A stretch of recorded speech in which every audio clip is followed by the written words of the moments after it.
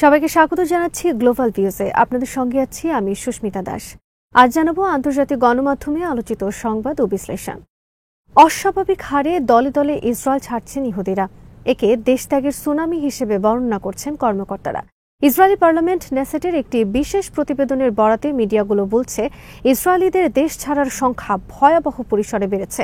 2020 সাল থেকে এ পর্যন্ত ফেরত আসা ইসরায়েলের চেয়ে দীর্ঘ সময়ের জন্য দেশ ত্যাগ করা ইসরায়েলের সংখ্যা 1,45,900 জন বেশি। প্রতিবেদনে বলা হয়, 2023 সালের অক্টোবরে ইসরায়েল গাজায় গণহত্যা শুরু করার পর থেকে এই অভিবাসনের সংখ্যা মারাত্মকভাবে বেড়েছে এবং এই উদ্বেগজনক প্রবণতা বন্ধ করার জন্য সরকারের কোনো পরিকল্পনা নেই। সোমবার Knesset committee for immigration, absorption and diaspora অ্যাফেয়ার্সের অধিবেশনের আগে নেসেটের গবেষণা ও তথ্য কেন্দ্রের প্রস্তুত করা প্রতিবেদনে এই তথ্য উঠে আসে। নেসেট কমিটির চেয়ারম্যান এম.কে. গিলাদ কারিফ বলেছেন, এটি আর শুধু দেশ ছেড়ে চলে যাওয়ার প্রবণতা নয়, এটি একটি সুনামি। অনেক ইসরায়েলি দেশের বাইরে তাদের ভবিষ্যৎ গড়তে পছন্দ করছে এবং কম সংখ্যক মানুষ ফিরে আসার সিদ্ধান্ত নিচ্ছে। কারিফ বলেন, এই পরিস্থিতি ইসরায়েলি সমাজের টিকে থাকাকে হুমকির মুখে ফেলেছে এবং এই প্রবণতাকে প্রধান কৌশলগত হুমকি হিসেবে দেখা উচিত। তিনি আরও বলেন, এটি ভাগ্য নয়, বরং এটি সরকারের কার্যকলাপের ফল। সরকারের কার্যকলাপে যুদ্ধের আগেই ইসরায়েলি সমাজে ভাঙন শুরু হয়েছে এবং গত 2 বছর ধরে বেসামরিক ক্ষেত্রকে চরম অবহেলা করা হয়েছে। প্রতিবেদনে উল্লেখ করা হয়েছে, ইসরায়েলিদের অভিবাসন রোধ করতে বা যারা চলে গেছে তাদের ফিরে আসতে উৎসাহিত করার জন্য ইসরায়েলি সরকারের সুস্পষ্ট কোনো পরিকল্পনা নেই। ইসরায়েলের বিরোধী দলীয় নেতা ইয়ার লাপিদ বলেছেন, গাজা উপত্যকায় সম্প্রতি স্বাক্ষরিত যুদ্ধবিরতির পরও ইসরায়েল এখন তার সবচেয়ে তীব্র রাজনৈতিক সংকটের কবলে রয়েছে। লাপিদ ফিলিস্তিনি রাষ্ট্রকে আন্তর্জাতিকভাবে স্বীকৃতি দেওয়ার ক্রমবর্ধমান সংখ্যার দিকেও ইঙ্গিত করেন, যা এখন 142-এ পৌঁছেছে। তাছাড়া তিনি নরওয়ের সার্বভৌম সম্পদ তহবিলের ইসরায়েল থেকে বিনিয়োগ প্রত্যাহারের সিদ্ধান্তের কথাও উল্লেখ করেন, যার মধ্যে বেশ কয়েকটি ইসরায়েলি ব্যাংক থেকে বিনিয়োগ তুলে নেওয়ার সিদ্ধান্ত রয়েছে। লাপিদ উল্লেখ করেন, বেশ কয়েকটি আন্তর্জাতিক কোম্পানি ইসরায়েলি প্রকল্পগুলোতে তাদের অংশগ্রহণ বাতিল করেছে এবং ইউরোপ জুড়ে দোকানগুলোর তাক থেকে ইসরায়েলি পণ্য নীরবে সরিয়ে নেওয়া হচ্ছে। ইসরায়েলের বিরোধী দলীয় নেতা ব্যাখ্যা করেন, সিনিয়র ইসরায়েলি কর্মকর্তারা এরই মধ্যে তাদের পদ থেকে ইস্তফা দিয়েছেন। বিভিন্ন অভিযোগ মাথায় নিয়ে ইসরায়েলি সিকিউরিটি এজেন্সির প্রধান টজাচি হানেকবিও পদত্যাগ করার পথে। তিনি দাবি করেন, ইসরায়েলের প্রধানমন্ত্রী বেঞ্জামিন নেতানিয়াহু সম্প্রতি শারম এল শেইখে অনুষ্ঠিত আন্তর্জাতিক সম্মেলনে অংশ না নিয়ে গুরুতর ভুল করেছেন। নেতানিয়াহুর গাজা যুদ্ধনীতিকে বড় ভুল আখ্যা দিয়ে আসা ইয়ার লাপিদ বলেন, ইসরায়েলকে বিপদে টেনে নেওয়ার জন্য নেতানিয়াহু এবং তার কট্টরপন্থী মন্ত্রীরাই দায়ী। তিনি সরকারের পদত্যাগেরও আহ্বান জানান।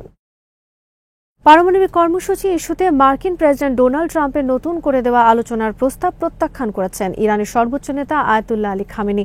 একই সঙ্গে হামলা চালিয়ে যুক্তরাষ্ট্র ইরানের পারমাণবিক সক্ষমতা ধ্বংস করেছে বলে ট্রাম্প যে দাবি করেছেন সেটিও উড়িয়ে দিয়েছেন তিনি। সোমবার বিভিন্ন ক্রীড়া প্রতিযোগিতা এবং আন্তর্জাতিক বিজ্ঞান অলিম্পিয়াডগুলোতে পদক জয়ীরা তার সঙ্গে দেখা করতে এলে খামেনি বলেন, ট্রাম্প ইসরায়েলে গিয়ে একগাদা ফাঁকা বুলি আর হাস্যকর আচরণের মাধ্যমে হতাশাগ্রস্ত জায়নিস্টদের আশাবাদী করতে চেয়েছেন। আমার বিশ্লেষণ হলো, এই সফরের উদ্দেশ্য ছিল তাদের মনোবল ফিরিয়ে দেওয়া। তিনি বলেন, 12 দিনের যুদ্ধে জায়নিস্টরা এমনভাবে চপেটাঘাত খেয়েছে যা তারা কল্পনাও করেনি, প্রত্যাশাও করেনি। তারা হতাশ হয়ে পড়েছিল। তাই মার্কিন প্রেসিডেন্ট ইসরায়েলে গিয়ে তাদেরকে সেই হতাশা থেকে টেনে বের করার চেষ্টা করেছেন। ইরানি ক্ষেপণাস্ত্র প্রসঙ্গে তিনি বলেন, জায়নিস্টরা কখনো ভাবেনি ইরানি তরুণদের বানানো ক্ষেপণাস্ত্র ইসরায়েলের কিছু সংবেদনশীল গবেষণা কেন্দ্রের গভীরে পৌঁছে সেগুলোকে ছাই করে দিতে পারবে, কিন্তু সেটাই ঘটেছে। গাজা যুদ্ধ প্রসঙ্গে তিনি বলেন, গাজার যুদ্ধে অপরাধের প্রধান অংশীদার যুক্তরাষ্ট্র, এ বিষয়ে কোনো সন্দেহ নেই। যুক্তরাষ্ট্র বিপুল পরিমাণ অস্ত্র ও সরঞ্জাম দখলদার ইসরায়েলের হাতে তুলে দিয়েছে, যাতে তা গাজার নিরস্ত্র জনগণের বিরুদ্ধে ব্যবহার করা হয়। খামেনি বলেন, মার্কিন প্রেসিডেন্ট দাবি করেছেন তারা সন্ত্রাসবাদের বিরুদ্ধে লড়াই করছেন। গাজায় তাদের হামলায় 20,000-এরও বেশি শিশু ও নবজাতক নিহত হয়েছে। ওরা কি সন্ত্রাসী ছিল? 4-5 বছরের শিশু, নবজাতক, এরকম 20,000 শিশুকে তোমরা হত্যা করেছ। তারা কি সন্ত্রাসী ছিল নাকি তোমরাই সন্ত্রাসী? খামেনি বলেন, যুক্তরাষ্ট্র তোমরাই আসল সন্ত্রাসী। তোমরাই দায়েশ সৃষ্টি করেছ এবং তা পশ্চিম এশিয়ার উপরে চাপিয়ে দিয়েছ। এখনও তাদেরকে নিজেদের কাছে রেখে দিয়েছ, যাতে যে কোনো সময় নিজেদের স্বার্থে ব্যবহার করতে পারো। তিনি বলেন, তোমরা অন্য দেশের পারমাণবিক শিল্প নিয়ে হস্তক্ষেপ করার কে? কোন দেশের কি করা উচিত বা কি করা উচিত নয় সেটি বলার তোমরা কে? ইরানের পরমাণু সক্ষমতা বা শিল্প আছে কি নেই তার সঙ্গে তোমাদের কি সম্পর্ক? তিনি যুক্তরাষ্ট্রের বিভিন্ন অঙ্গরাজ্য ও শহরে ট্রাম্পের বিরুদ্ধে ৭০ লাখ মানুষের বিক্ষোভের প্রতি ইঙ্গিত করে বলেন, তোমরা যদি সত্যি ক্ষমতা থাকে তাহলে অপপ্রচার এবং অন্য দেশের কাজে হস্তক্ষেপ ও অন্য দেশে সামরিক ঘাঁটি স্থাপনের মতো কাজ বাদ দিয়ে লাখ লাখ মানুষকে শান্ত করো এবং তাদেরকে তাদের বাড়িতে ফেরত পাঠাও। খামেনি বলেন, মার্কিন প্রেসিডেন্ট গর্ব করে বলেন তারা ইরানের পারমাণবিক শিল্প বোমা মেরে ধ্বংস করেছে। খুব ভালো, স্বপ্ন দেখতেই থাকো। ইরানের সশস্ত্র বাহিনীর chief of staff major general Abdur Rahim Musavi বলেছেন, শত্রুরা ইরানের জাতীয় ঐক্যকে দুর্বল করতে চাইছে, তাই সশস্ত্র বাহিনীকে সর্বোচ্চ স্তরের প্রস্তুতি বজায় রাখতে হবে এবং তা ক্রমাগত জোরদার করতে হবে। ঊর্ধ্বতন কমান্ডারদের উপস্থিতিতে আর্মি ক্যাডেটদের স্নাতক অনুষ্ঠানে মুসাভি স্নাতকদের প্রতিরোধ ফ্রন্টের অফিসার এবং সেনাবাহিনীর ভবিষ্যতের নেতা হিসেবে বর্ণনা করেন। জেনারেল মুসাভি বলেন, আজ ফিলিস্তিন বিশ্বের কাছে একটি প্রিয় নাম এবং গাজা উপত্যকা দৃঢ়তা এবং তরবারির ওপর রক্তের বিজয়ের প্রতীক হিসেবে দাঁড়িয়ে আছে। ইরানের সশস্ত্র বাহিনীর চিফ অব স্টাফ অপারেশন আল আকসা ফ্লাডের সুদূর প্রসারী পরিণতির ওপর জোর দিয়ে বলেন, এই অভিযান বিশ্বকে তীব্রভাবে নাড়া দিয়েছে। তিনি উল্লেখ করেন, যুক্তরাষ্ট্র ও জায়নবাদী শাসন নিজেদেরকে ন্যায়পরায়ণ হিসেবে চিত্রিত করতে বছরের পর বছর ধরে মিডিয়াতে আধিপত্য বিস্তার করেছিল, কিন্তু আল-আকসা ফ্লাড অভিযানের পর তাদের আসল অপরাধী, রক্তপিপাসু ও শিশু হত্যাকারী স্বরূপ বিশ্বের সামনে উন্মোচিত হয়েছে। অন্যদিকে ফিলিস্তিনকে প্রায় ভুলতে বসেছিল বিশ্ব। এখন দেশটি আবারও বৈশ্বিক উদ্বেগের প্রধান বিষয় হয়ে উঠেছে। মন্তব্যের অন্য অংশে মেজর জেনারেল মুসাভি বলেন, অপমান, ব্যাপক জনঘৃণা ও অভ্যন্তরীণ বিশৃঙ্খলার সংকট থেকে বাঁচতে ইসরায়েল যুক্তরাষ্ট্রের সমর্থনে ইরানে হামলা করেছিল। তবে ইসরায়েল মারাত্মক পরাজয় বরণ করেছে এবং চরম হতাশায় যুদ্ধবিরতির আহ্বান জানাতে বাধ্য হয়েছে। মুসাভি বলেন, শত্রুরা আমাদের জাতীয় সংহতিকে দুর্বল করতে এবং ইরানের অতুলনীয় প্রতিরোধের দুর্গকে দুর্বল করতে চাইছে।